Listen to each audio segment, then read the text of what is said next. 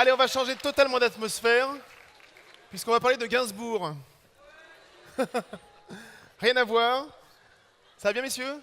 On y va? Allez. Alors Gainsbourg, c'est totalement autre chose, hein. On est très très loin du hip-hop, encore qu'il a peut-être pu inspirer un peu le hip-hop, hein. Il était très avant-gardiste, S'il était Gainsbourg. encore vivant, on aurait pu voir effectivement si ça l'avait intéressé. Pour resituer un peu Gainsbourg, il est né en 1928, donc c'est quelqu'un qui aurait 90 ans aujourd'hui. Ouais. Voilà, et il est mort à 63 ans. Donc je ne me souviens plus de la date, mais enfin ça commence à faire quelques années, ça fait pas loin d'une trentaine d'années. Voilà, pour le resituer un petit peu. Donc vous êtes François Dimberton. Oui. Bonjour François. Vous êtes le scénariste de la BD, hein. Et quand on regarde votre bibliographie, c'est amusant parce que ces dernières années, vous avez fait beaucoup de biographies d'auteurs sous forme de bande dessinée. Vous avez fait Johnny, Coluche, vous avez fait Louis de Funès aussi. Oui. Vous avez fait Goldman, vous avez fait Jacques-Louis David. Alors là, on Oui, repart non, un c'est peu en différent. arrière, c'est autre David, chose, hein. c'est le peintre, Le peintre, du hein, Sacre ouais, de Napoléon. C'était pas vraiment une biographie, c'était sur un travail précis ouais. pendant un an sur un tableau à la fin de la Révolution, ce qu'on appelait Thermidor en 1794. Dans quelques C'est mois complètement sort une autre bande chose. dessinée sur Sacha Guitry. Oui, dans 2 mois, chez Ouais. Delcourt, l'éditeur avec qui on a fait le Louis de Funès, on sort une biographie tous les deux de Sacha Guitry, sur Sacha Guitry. Donc là, on va parler effectivement de Gainsbourg, parce que c'est l'un des 4 livres en lice. Comment c'est né cette envie de faire des biographies bande dessinée? Parce que les biographies, effectivement, on va se retrouver devant un pavé de 400 pages avec la vie de l'auteur. Là, en bande dessinée, comment ça naît et pourquoi, comment vous avez travaillé sur celle-ci? Alors en fait, Alexis et moi, on avait déjà travaillé, on avait fait un album qui s'appelait Taxi Molloy chez Bambou, une collection Grand Angle il y a une dizaine d'années, un peu moins. Et on était restés après sans travailler ensemble et on avait envie de recommencer. Et moi, j'avais vu qu'il y avait des biographies intéressantes qui étaient sorties. J'en avais lu quelques-unes vraiment très pertinentes. Je trouvais que c'était original. Il y avait moyen de raconter, de faire de la bande dessinée un petit peu différemment. Ça ne change rien qu'on peut évidemment continuer à faire de la fiction, c'est autre chose. Mais ça me tentait, donc j'en ai parlé à Alexis qui a trouvé l'idée intéressante. Et donc c'est lui qui a eu l'idée sur Louis de Funès. C'est la première bio qu'on a fait.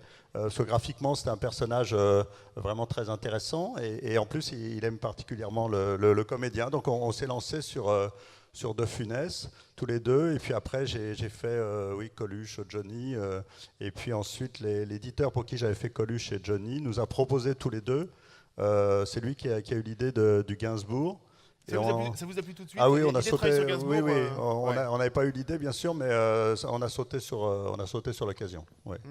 Comment ça se travaille justement une biographie? Est-ce que vous lisez tout ce qui a été écrit? Parce que autant sur, par exemple, comment dire, par exemple, Goldman, il n'y a pas forcément beaucoup de choses qui ont été écrites dessus. Pas forcément beaucoup de... Alors que j'imagine que sur Gainsbourg, depuis 20 ans, il y a énormément de biographies qui sont sorties. Il y a le film de Sfar dont on pourra reparler tout à l'heure.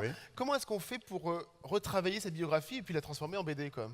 Alors, que ce soit pour Gainsbourg ou pour les autres personnes sur lesquelles j'ai écrit les biographies, il y a énormément de biographies qui existent, hein. Si vous regardez Johnny Hallyday, évidemment, il y en a des tonnes. Coluche, il y en a pas mal aussi.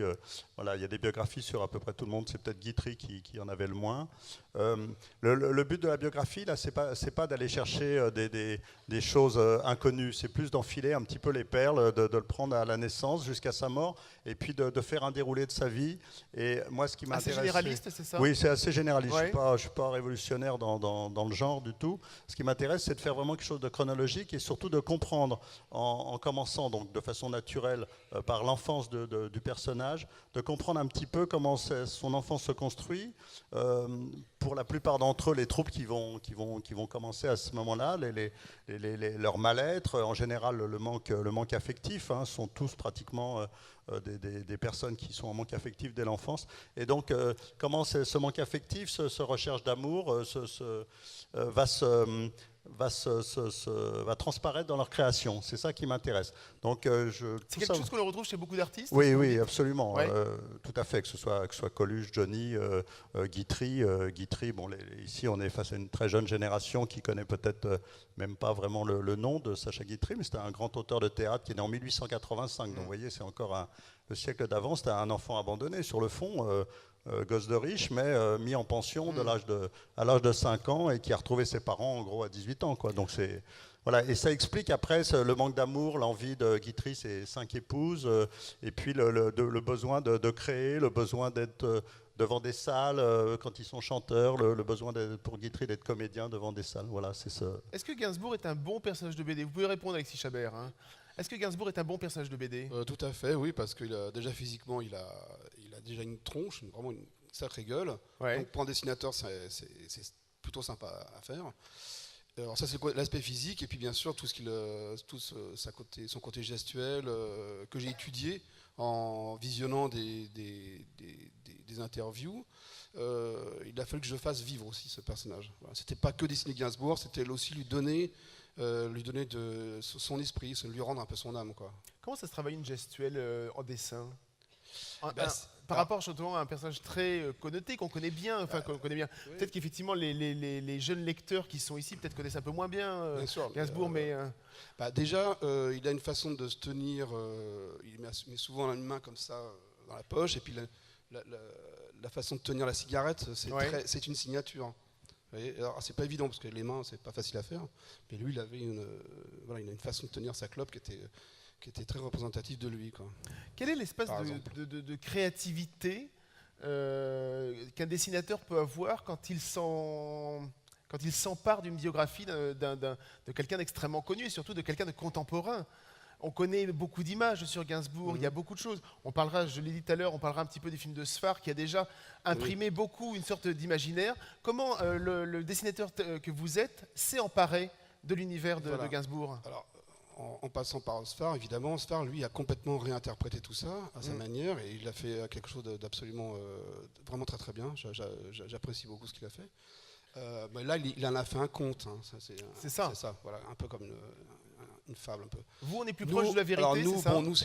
Nous, c'est quand même on est dans une biographie quand même assez classique, donc on reste très près de la réalité. Mais moi, en tant que dessinateur, effectivement, je dois réinterpréter les choses. Voilà. Donc ça passe par la vibration du trait, et bien sûr le choix des couleurs. Bon, ça c'est le coloriste, mais bon, on travaille avec le coloriste aussi. Et puis... je veux dire, le passage que l'on a vu dans la vidéo, où effectivement on voit quand il se marie, ce côté gâteau, il se marie sur une sorte de gros gâteau, c'est là où l'imaginaire du dessinateur arrive. Alors ça, par contre, c'est François qui avait inventé cette histoire. D'accord, okay. C'est une idée de François que je trouve très, très marrante. En fait, je vais vous dire les choses telles qu'elles sont. Ces 2 pages sont un peu particulières parce que ça concerne la seconde épouse, la deuxième, pardon. Enfin, je crois qu'il a été marié 2 fois en fait avec Jane Birkin, il n'était pas marié. Donc la seconde épouse de Gainsbourg, et pour des problèmes juridiques, on n'a absolument pas la possibilité de représenter cette femme et ses enfants. À chaque fois qu'il y a une photo qui traîne dans un magazine, même si c'est Paris Match, il y a un procès, c'est gagné, donc c'est très très très dur. Donc il n'était pas question d'aller s'embêter avec ça. Donc j'ai pris ce parti pris, j'ai proposé ça à Alexis, ce parti pris d'un gâteau de mariage avec des personnages dessus pour symboliser leur union et puis raconter en 2 planches, en 2 pages, le mariage qui se met à capoter de façon un peu humoristique, et ça nous évite d'avoir à représenter ces personnages, puisque c'est impossible, quoi. Voilà. Il faut de temps en temps un peu comme ça louvoyer. Qu'est-ce que la bande dessinée apporte par rapport à une biographie de 400 pages, comme je disais tout à l'heure? C'est complètement autre chose. D'abord, nous, on a le visuel, puisqu'on est en bande dessinée. C'est comme un film, hein, c'est comme le film de Johann Sfar. Donc on a du visuel, alors qu'un livre, évidemment, de 400 planches, de 400 pages, pardon, peut aller beaucoup plus loin, peut raconter des détails beaucoup plus précis. Le Gainsbourg fait 70 pages. 70 pages, c'est très, très, très, très court. C'est plus qu'un format classique de bande dessinée. Un Astérix, c'est 48 pages, un Tintin, 60. Donc on est un peu plus au-delà, mais ça reste très, très, très court. Dès qu'on a des personnages qui commencent à dialoguer entre eux, paf, on a déjà 2 pages, 3 pages qui sont pris, quoi. Donc il faut faire très attention. La difficulté, justement, c'est d'aller... on n'a pas le droit à un gros pavé, donc il faut être très sélectif, il faut choisir. C'est l'inverse d'une fiction. Quand vous faites une fiction, vous inventez un personnage, vous inventez sa psychologie, son caractère. Hein, chaque personnage a son caractère, et puis on invente des péripéties, des problématiques, et puis par rapport à tel problème, avec le caractère qu'il a, il va résoudre le problème de telle façon. Soit il est bagarreur, ou c'est un fin tireur, si c'est des cow-boys, ou Je veux dire par là, vous connaissez Astérix et Obélix, ils ont le même problème. Astérix va résoudre le problème d'une certaine façon, et évidemment, Obélix va le résoudre d'une autre façon. Ça, c'est la fiction. Donc c'est assez difficile parce qu'on invente un personnage, on invente des péripéties. La biographie, c'est le système totalement inverse. Vous avez tout. Mais non seulement vous avez tout, mais vous en avez trop. Nous avons des jeunes gens là, qui ont 15-16 ans. Si déjà on devait raconter leur biographie, raconter toutes leurs vacances, leur vie scolaire, leurs copains, leurs copines, leurs anniversaires, leur Noël, on en aurait déjà pour 15 volumes. Quoi. Comment on fait, Donc, comment on fait le choix des passages importants? Eh ben, Est-ce que justement, est-ce qu'on garde en fonction de soi ou en fonction de ce que le public connaît? Forcément, moi je suis scénariste. Quand j'écris, c'est aussi en fonction de moi, de ce qui m'intéresse particulièrement. Et je vais me répéter par rapport à ce que j'ai dit tout à l'heure. Moi, ce qui m'intéresse, c'est pourquoi quelqu'un fait ça adulte. Eh ben, il le fait parce qu'il a eu telle enfance. Donc le passage sur l'enfance de chacun des personnages que j'ai traités en biographie est assez long. Pour moi, c'est vraiment la fondation du truc. Mais quelqu'un d'autre va vous faire une biographie sur Gainsbourg et puis peut-être vous faire l'enfance en 2 images. Ça sera son affaire. On écrit par rapport à nous-mêmes, c'est évident. Alexis Chabert, vous avez commencé, vous, un peu votre carrière en faisant de l'heroic fantasy. Oui, c'est Quelle vrai. est la différence entre les deux? L'heroic fantasy, c'est pareil, c'est un monde qu'on invente, que j'invente totalement. Est-ce qu'il y a un lien? Est-ce que vous pouvez faire un lien entre justement ce que vous faisiez il y a 20 ans et aujourd'hui avec ce genre de bande dessinée-là? Je crois qu'il n'y en a pas trop, si ce n'est qu'en 20 ans, je fais des progrès en dessin, forcément. Oui. Voilà, j'ai une approche du dessin différente. Donc c'est pour ça peut-être aussi que j'ai fait cet album de manière assez facile aussi. Mais est-ce que vous prenez par exemple un scénario que vous inventez vous des fantaisies et le scénario de la bande dessinée de Christophe François, pardon, pour Christophe, je ne sais plus, François, de la même manière? Est-ce que vous le prenez de la même manière? Est-ce que vous l'abordez de la même manière? Un peu comme une histoire. Oui, c'est la même façon de faire, si vous voulez. Sauf que dans l'heroic fantasy, je dessine des forêts, je dessine des menhirs, des personnages avec des costumes pas possibles. Là, il y en a moins chez Gainsbourg. Que chez Gainsbourg, voilà, on est dans un truc plutôt assez sobre quand même. Oui. Mais la bande dessinée de Gainsbourg, j'ai pris beaucoup de plaisir parce que le personnage est très très intéressant. Il a tout un univers, ne serait-ce que le fait qu'il ait été peintre déjà. Ça se ressent dans les paroles de ses chansons. Donc ce personnage est très visuel aussi. Voilà. Moi, j'ai une espèce de relation quelque part avec Gainsbourg. Je me suis attaché à ce personnage. Donc j'ai réinventé ce personnage. C'est le côté positif par rapport à un album de Heroic Fantasy où j'invente beaucoup de choses. Hein, mais c'est vraiment un autre domaine, d'accord. Mais là, sur ce petit album, j'ai aimé apprivoiser ce nouveau personnage finalement. Voilà. Donc je l'ai réinterprété. Voilà. Est-ce que ça vous a donné envie d'écouter du Gainsbourg? Vous connaissiez déjà un petit peu? Oui? Vous êtes allé en écouter un petit peu aussi? Ouais? Bien, non, bien oui, non. Bon. On va rallumer la salle justement si vous avez 2 questions rapides et 2 réponses rapides. Alors, ici, très bien. Oui, il y avait moi. Hop, hop. Allez, on va faire passer le micro s'il vous plaît. Merci. Allez-y, allez-y. Posez votre question. Bonjour. Bonjour. Donc, dans notre lycée, on a eu 2 questions. La première était quelle était la répartition du travail dans cette bande dessinée? C'est-à-dire qu'on a pu remarquer, on a fait 2 constats, que ce soit sur le graphisme et le scénario, qui était des fois, par exemple, pas forcément en adéquation, par exemple. Tiens. Ah oui? Où ça? Alors, la répartition du travail, elle est classique en bande dessinée. Il y a un scénariste qui écrit l'histoire, qui fait ce qu'on appelle un découpage. Un découpage, ça signifie que chaque image de la bande dessinée est décrite par le scénariste. Tel personnage fait telle chose, tel personnage fait autre chose, c'est dans tel décor, c'est donc à tel endroit, c'est le jour, c'est la nuit. Il peut même, en fonction de ses envies, dire ça va être une plongée, une contre-plongée, on peut mettre la caméra à droite, à gauche, et il va écrire les dialogues. Il va dire tel personnage dit ceci, cela, et l'autre lui répond cela, et voilà. Donc chaque image est totalement décrite. Une fois que ça est fait, le dessinateur, avec son talent, va transposer ça sur le dessin. C'est quelqu'un qui met en image ce que le scénariste a dessiné. Donc le scénariste passe avant de façon simplement chronologique, de façon naturelle, et le dessinateur va dessiner l'affaire. Après, il y a quand même une conversation entre nous, bien entendu. Je ne donne pas le scénario et puis je pars en vacances, mon boulot est fini. Donc on en discute, Alexis me pose des questions, il veut en savoir plus. Lui, il n'a pas forcément lu tous les bouquins que j'ai pu lire sur le personnage. Donc il veut en savoir plus, quelle est la psychologie du personnage à ce moment-là, quels sont ses doutes, ses angoisses, est-ce qu'il est content, est-ce qu'il est triste, voilà, de façon à dessiner un personnage beaucoup plus vivant. Et puis on essaie d'amener des idées un peu originales, comme les doubles pages qui sont dans l'album, qui sont très belles, de façon à, dans une grande image d'une double page, donner une émotion un petit peu différente, sortir un petit peu du cadre de la bande dessinée traditionnelle. C'est un peu une marque de cet album. Allez, une deuxième question et une deuxième réponse très rapide. Bonjour. On va plutôt prendre là-haut et je vais récupérer mon micro. Allez-y. Bonjour, j'aimerais savoir, Merci. je suis du lycée Clément Ader et j'aimerais savoir combien de temps ça prend la documentation pour faire une vraie biographie sur BD. Alors, il est certain que moi, j'ai toujours travaillé sur des personnages que je connais bien. Donc, je suis né avec, d'une certaine façon, que ce soit Johnny Hallyday ou Gainsbourg.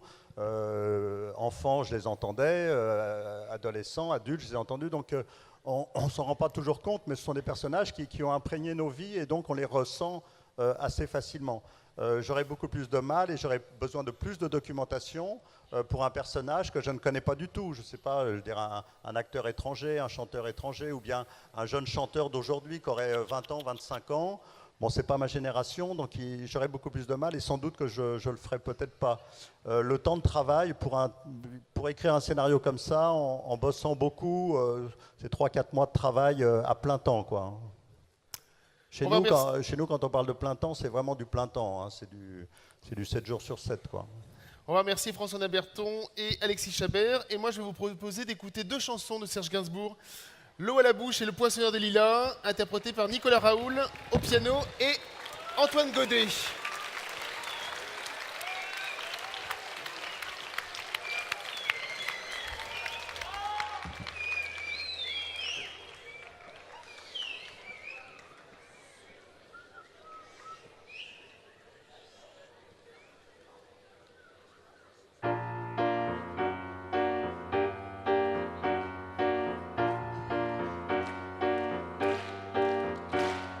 Écoute ma voix, écoute ma prière, écoute mon cœur qui bat, laisse-toi faire.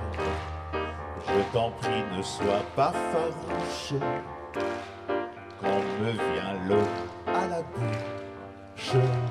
Je te veux confiante, je te sens captive, je te veux docile, je te sens craintive.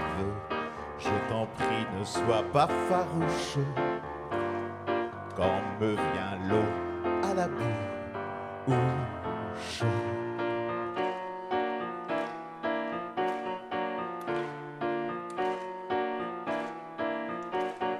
Laisse-toi au gré du courant porter dans le lit du torrent et dans le mien, si tu veux bien, quittons la rive, partons à la dérive. Je te prendrai doucement et sans contrainte. De quoi as-tu peur? Allons, n'aie nulle crainte. Je t'en prie, ne sois pas farouche, quand me vient l'eau à la bouche. Cette nuit près de moi tu viendras t'étendre. Oui, je serai calme, je saurai t'attendre. Et pour que tu te défarouches, vois, je ne prends que ta bouche.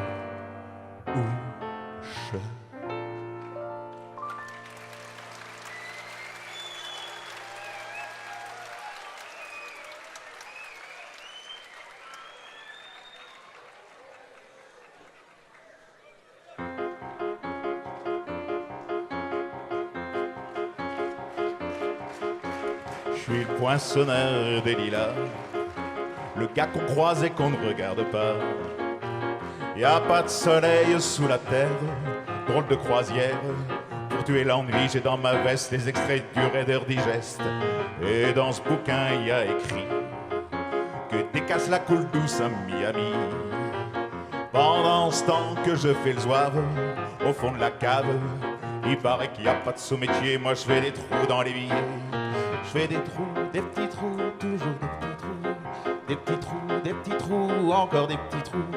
Des trous de seconde classe, des trous de première classe. Je fais des trous, des petits trous, encore des petits trous. Des petits trous, des petits trous, toujours des petits trous, des petits trous, des petits trous, des petits trous, des petits trous. Je suis le poinçonneur des lilas, pour un valide changé à opéra. Je vise au cœur de la planète, j'ai dans la tête un carnaval de confettis, j'en amène jusque dans mon lit. Et sous mon ciel de faïence, je ne vois briller que les correspondances. Parfois je rêve, je divague, je vois des vagues. Et dans la brume au bout du quai, je vois un bateau qui vient me chercher. Pour me sortir de ce trou, je fais des petits trous, toujours des petits trous. Mais le bateau se taille, et je vois que je déraille. Et je reste dans mon trou à faire des petits trous, des petits trous, des petits trous, toujours des petits trous, des petits trous, des petits trous, des petits trous, des petits trous. Je suis le poinçonneur des lilas, à métier direct par le Valois. J'en ai marre, j'en ai ma claque de ce cloaque. Je voudrais jouer la fille de l'air, laisser ma casquette au vestiaire. Un jour viendra, j'en suis sûr, où je pourrai m'évader dans la nature. Et si pour moi il n'est plus temps, je partirai les pieds devant, coûte que coûte sur la grande route. Je fais des petits trous, encore des petits trous, toujours des petits trous. Y a quoi devenir dingue, de quoi prendre un flingue, se faire un trou, un petit trou, un dernier petit trou, un petit trou, un petit trou, un dernier petit trou, et on me mettra dans un grand trou, et j'entendrai plus parler de trous, plus jamais de trous, de petits trous, de petits trous, de petits trous.